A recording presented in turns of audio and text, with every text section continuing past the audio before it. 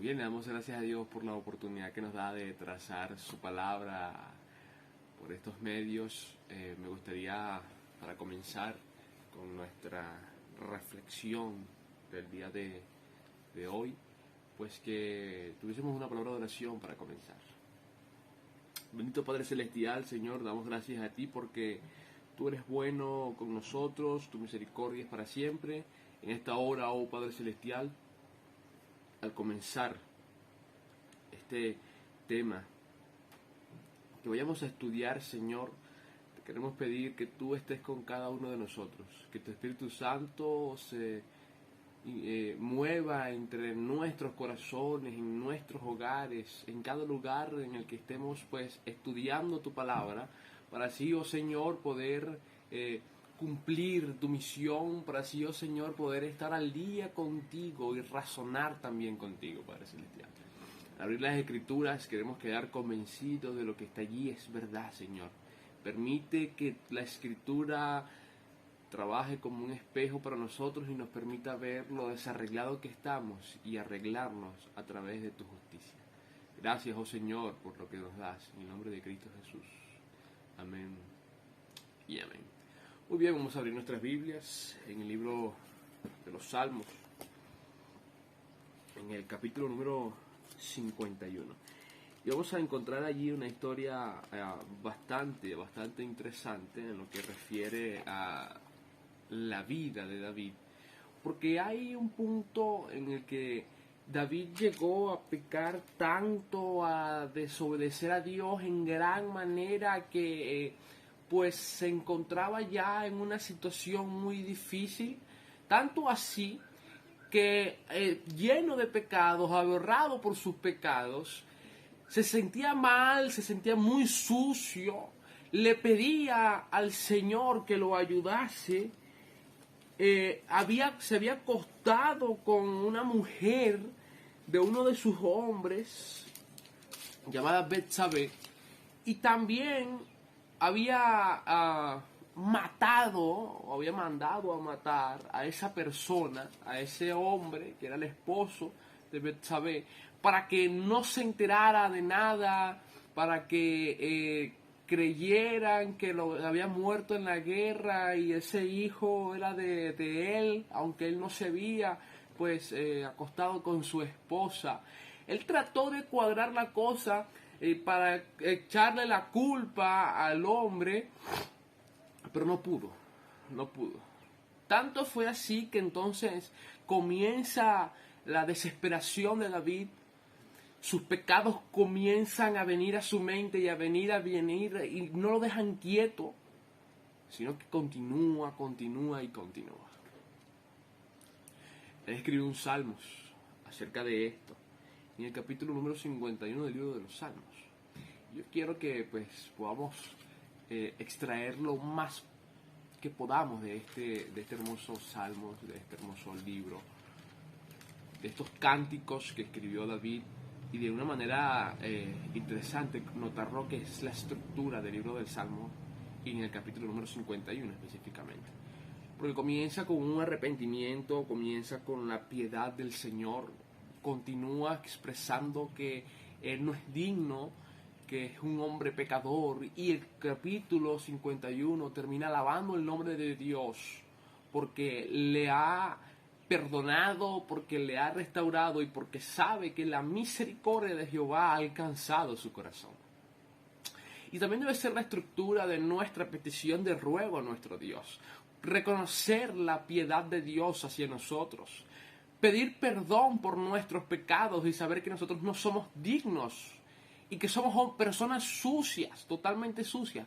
Por lo tanto, nosotros necesitamos ir al Señor para que ponga en nosotros un corazón limpio. Y esto es el punto principal del tema de este momento. ¿Sí? Vamos a empezar a leer la palabra de Dios en el capítulo número 51 del libro de los Salmos. Dice: ten piedad de mí, oh Dios, conforme a tu misericordia.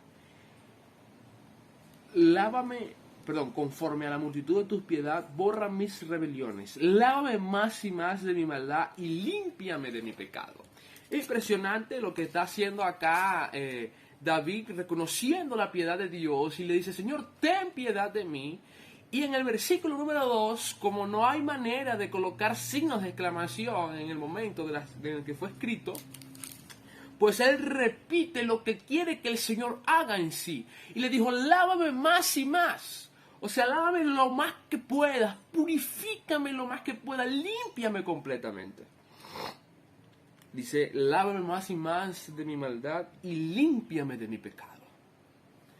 Sigue diciendo allí: porque yo conozco mis rebeliones y mi pecado está siempre delante de mí. Contra ti solo he pecado. Esto me hace pensar en una historia que se encuentra también en la Biblia acerca del hijo pródigo, que cuando estaba ya comiendo algarroba con los cerdos y pensó en todas las bendiciones que había gozado mientras que estaba con su padre, él le dijo que él le iba a hablar con su padre y le iba a decir: Padre, he pecado contra ti y contra el cielo.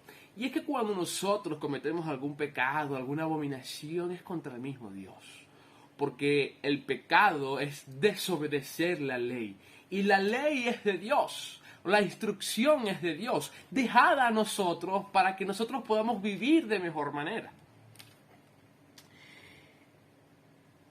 Y el versículo número 6 dice: He aquí, tú amas la verdad en lo íntimo y en lo secreto me has hecho comprender sabiduría.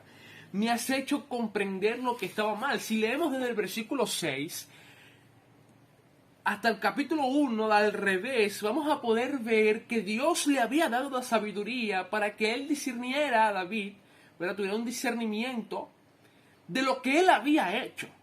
Por lo tanto, cuando él le dice: aquí tú amas la verdad y me has dado sabiduría para comprender, David estaba comprendiendo que su pecado era, que sus actos eran pecado, que estaba haciendo lo contrario a lo que Jehová le pedía. Por lo tanto, David fue y le pidió perdón al Señor. Y dice aquí: purifícame con hisopo y seré limpio. Sígueme allí en la lectura y dice: lávame y seré más blanco que la nieve. Y fíjense una cosa bastante interesante acerca de lo que es la purificación con el hisopo. En el Antiguo Testamento o en las Sagradas Escrituras, lo que encontramos con hisopo es que la persona podía meter un hisopo en aceite de oliva para limpiar lo que estaba sucio delicadamente, para que quedase limpio y quedase como nuevo. Pues Dios promete que nosotros somos esa cosa sucia que Él quiere limpiar como hisopo, con aceite de oliva representado con el Espíritu Santo. Es decir, el Señor quiere limpiarnos a través del Espíritu Santo, para que nosotros podamos quedar limpios como nuevos de nuestros pecados. Es decir, el Señor borraría todas nuestras deudas, todos nuestros pecados. Desde el más grande hasta el más chiquito, no hay pecado que el Señor no pueda perdonar. El Señor está dispuesto a perdonar nuestros pecados. Y dice: hazme oír el gozo y la alegría. Y esto es interesante. Pablo escribe algunas cartas a 4 iglesias mientras que estaba preso: a Gálatas, a Efesios, a Filipenses y Colosenses. Estas 4 cartas en las que Pablo escribe, en el versículo 2, las 4 tienen una característica. Le dice: gracia y paz sea a vosotros. Es interesante porque el Señor le dice, Pablo le dice: gracia y paz sea a vosotros. ¿Qué es la gracia? La gracia es eso que no nos merecemos, que el Señor nos da. Pero antes de vivir en gracia, vivíamos en desgracia. Y cuando somos personas sin gracia, es decir, que no tenemos oportunidad de una redención, entonces nosotros podemos vivir tristemente amargados, porque nuestra vida simplemente llegará al punto culminante de la muerte y no existiremos más. Pero ahora, cuando hay gracia, hay redención, y eso produce en mí paz. Por eso Pablo le dice, gracia y paz sea a vosotros. Y cuando David, en el versículo número 8, le dice, hazme oír alegría, es porque el Señor iba a perdonar sus pecados y eso le iba a producir en él alegría en su corazón, de manera que él pudiese manifestarlo. Y en el versículo donde quería llegar, donde es el clímax de este tema, es el versículo número 10. Y dice, crea en mí, oh Dios, un corazón limpio y renueva un espíritu que es recto dentro de mí. Totalmente interesante este texto, porque nos lleva a la comprensión de que Dios va a crear, Barak, de la nada un corazón en nosotros. Un corazón de carne, un corazón de carne que lata por Jesucristo. Quita ese corazón de piedra que no quiere nada contigo y coloca un corazón de carne que te ame. Que cree en mí, oh Dios, un corazón limpio y que ese espíritu que vas a renovar sea constante en la búsqueda de ti, oh Señor. Porque en el momento en el que nosotros somos perdonados, nosotros nos sentimos gozosos, felices de que el Señor nos perdone, escuchamos alegría y salvación, como lo dice David, y entonces ahí comienza lo que será la palabra del Señor para nosotros, porque vamos a estar en sintonía con nuestro mismo Dios. Y sigue diciendo allí, perdonen el ruido, por favor.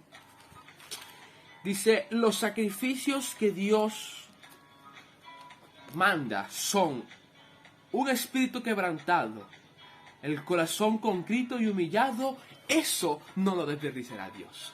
Un espíritu un espíritu humilde y un corazón humillado son las dos cosas que el Señor pide. Un corazón humillado cuando ya nuestro corazón no sea de piedra, sino de carne, transformado por el mismo Señor Jesús. Así que, querido, es momento de ir a Jesús y pedir perdón por nuestros pecados, para que el Señor coloque un corazón nuevo en nuestros corazones viejos y nosotros podamos ver la gloria del Señor prontamente. Que el Señor te bendiga y que nosotros podamos decirle, Señor, crea en mí un corazón